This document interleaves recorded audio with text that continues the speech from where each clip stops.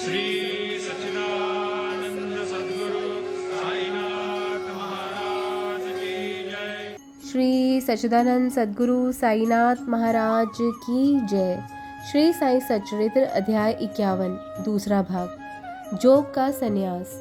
पुणे के प्रसिद्ध वारकरी विष्णु बुवा जोग के काका सखाराम हरि का उपनाम बापू साहेब जोग था।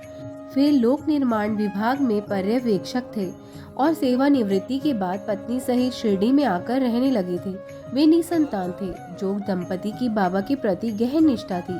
वे बाबा की पूजा सेवा में ही अपना सारा समय व्यतीत करते थे। उन्होंने महासमाधि प्रयाण बाबा की मस्जिद व चावड़ी में आरती की। ये कार्य पहले मेघा के सुपुर्द था, लेकिन मेघा के देहांत के बाद ये कार्य जोग ही किया करते थे। इसके अतिरिक्त जोग को साठेवाड़ा में ज्ञानेश्वरी व एकनाथी भागवत का वाचन व भवार्थ श्रोताओं को समझाने का कार्य भी सौंपा गया था। वे काफी वर्षों तक बाबा की सेवा करते रहे। एक दिन जोग ने बाबा से प्रार्थना की कि हे मेरे जीवन आधार, आपके श्री चरणों का दर्शन करने से सभी जीवों को असीम शांति की अनुभूति होती है। मैं आपके श्री चरणों की सेवा वर्षों से करता आ रहा हूँ। फिर क्या कारण है कि आपके चरणों में रहते हुए भी मैं आपकी कृपा से वंचित हूँ? क्या इतने वर्षों का मेरा यह संत समागम निरर्थक रहेगा? मेरे लिए वह शुभ घड़ी कब आएगी जब आपकी मुझ पर कृपा दृष्टि होगी? जोग की ऐसी करुण प्रार्थना सुनकर दया सागर श्री साईनाथ बाबा को उन पर दया आ गई। वे बोले कि अब कुछ ही दिनों में तुम्हारे पाप पुण्य जलकर भस्म हो जाएंगे। जब तुम इंद्रियों के विषयों को तुच्छ समझकर पदार्थ भोग से विरक्त होकर अनन्य भाव से प्रभु भक्ति कर संन्यास ले लोगे, वह दिन तुम्हारे लिए मैं शुभ समझूंगा।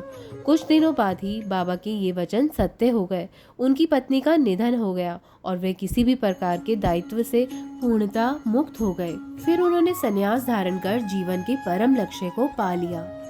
बाबा के वचन। एक बार दया के सागर श्री साईं बाबा ने द्वारका माई मस्जिद में भक्तों के समक्ष अमृतमय वचन बोलते हुए कहा, मुझसे अनन्य प्रेम करने वाले वो मेरे दर्शन लाभ होते हैं। ऐसे मेरे भक्त के लिए मेरे बिना ये संसार सूना है।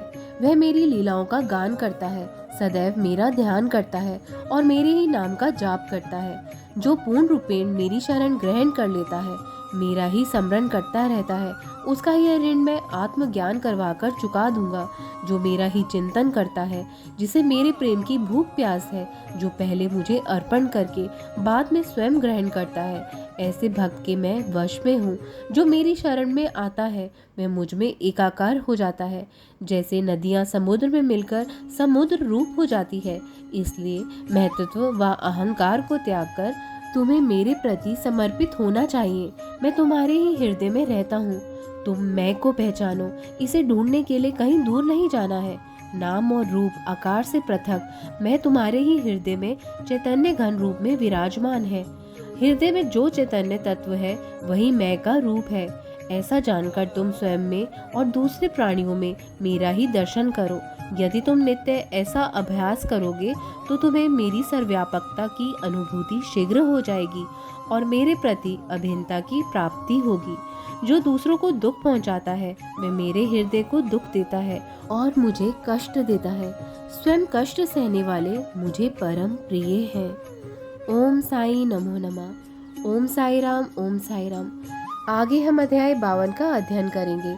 तब तक साईं स्मरण करते रहिए, बाबा की भक्ति में लीन हो जाइए। साईं स्मरण करते रहिए, अच्छे कार्य करिए, बाबा के बताए हुए मार्ग पर ही चलिए। अपने आप को आत्मसमर्पण कर दो बाबा के समक्ष। जब आप अपनी परेशानी, अपने दुख दर्द भूलकर बाबा के समक्ष अपना आत्मसमर्पण कर देंगे, तभी वो क्षण होगा, तभी वो ही पल होगा जब आपकी सारी इच्छाएं बाबा पूर्ण करेंगे। आपकी मनोकामनाएं पूर्ण हो जाएंगी। श्रद्धा सबूरी रखिए। ओम साई राम। जय साई राम।